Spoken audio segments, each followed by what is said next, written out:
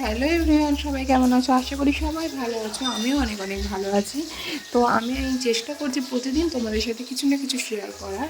আর আমি আগের ভিডিওতে বলেছিলাম পনিরের তরকারি করে আমি তাড়াহুড়ো করে এক জায়গায় যাবো। তো এই দেখো রেডি সেডি হয়ে বেরিয়ে পড়েছি। আমার ছেলের লোকটা দেখেছো তো? তা এই রাস্তাটা কে কে চেনো আমাকে একটু কমেন্ট করে জানিও। আর কোথায় যাচ্ছি বলো তো? আমরা যাচ্ছি বেথুয়া।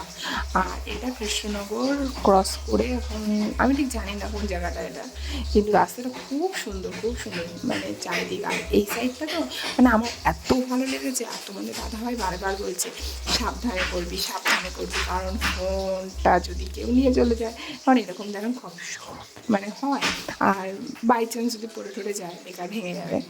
তো ওই কারণে আর আমার এই ভিউটা এত সুন্দর লাগলো, আমি না তুলে পারছি না। আর এই দেখো তারপরে আস্তে আস্তে চলে গেছি আমরা এখানে ধুবুলিয়ার কাছাকাছি। আর এটা এখানে একটা দুর্গা মন্দির আছে, এখানে একটা শিব ঠাকুর আছে, খুব সুন্দর লাগে।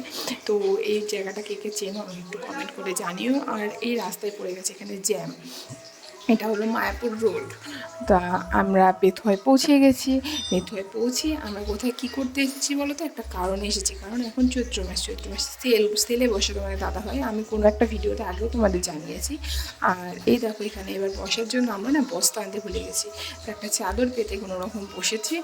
আর এবার দোকানপাট পাতা হয়ে গেছে, আর দোকানটা আমার দেখানো হয়নি। এখানে দেখেছো আজকে বেথুয়াতে বুধবার হাটবার বলে কীরম ভিড়। আর পাশে আমাদের দোকান পাশে ছিল ব্লাউজের দোকান, আর এক পাশে ছিল চাদর, শাড়ি এইসবের দোকান, চুড়িদার এইসবের দোকান। আর আজকে মানে অত্যন্ত ভিড় বেথুয়াতে। আর আমি এত লোকের সাথে বকবক করতে করতে তোমাদের দাদাভাই আমাকে ভালোবেসে এনে দিয়েছে চিপস আর ফুটি। তা আমি একটু নিজেকে দেখালাম, কিন্তু লজ্জাও লাগছিল।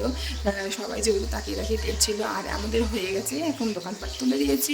লোক আছে কিন্তু আর ভালো লাগছে না, ওই জন্য তুলে দিয়েছি। তো এবার চলে আসছি বাড়ির পথে।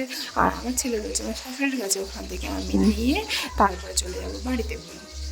তা এইবারে দেখো বাড়িও চলে এসেছি, বাড়ির রাস্তায় চলে এসেছি। অনেকটা রাত হয়ে গেছে, এসে তো আর রান্না করা সম্ভব হয়ে ওঠেনি। তো তার জন্য আমি বললাম যে কী খাবে। তা ও বললো কি তাহলে এক কাজ করি, রুটি নিয়ে যাই। তা রুটি আর মাংস নিয়ে যাব। তো এই দেখো আমরা রুটির দোকানে চলে এসেছি। আর এখান থেকে নিয়ে নিয়েছি রুটি, মাংস। আর মিষ্টির দোকান থেকে নিয়েছিলাম মিষ্টি, সেটা আমি ক্লিপটা নেওয়া হয়নি, কারণ আমার ছেলেকে আমি ধরে বসেছিলাম, কারণ আগের ভিডিওতে বলেছিলাম একটা বিপদের হাত থেকে রক্ষা পেয়েছি, তো আর জন্য ছাড়ি না। আর এইবার আমরা চলে যাচ্ছি বাড়ি। আমার ছেলে বলছে গুড নাইট এভরিওয়ান। আর ভালো লাগলে ভিডিওটা লাইক কমেন্ট সাবস্ক্রাইব করে দিও, টাটা।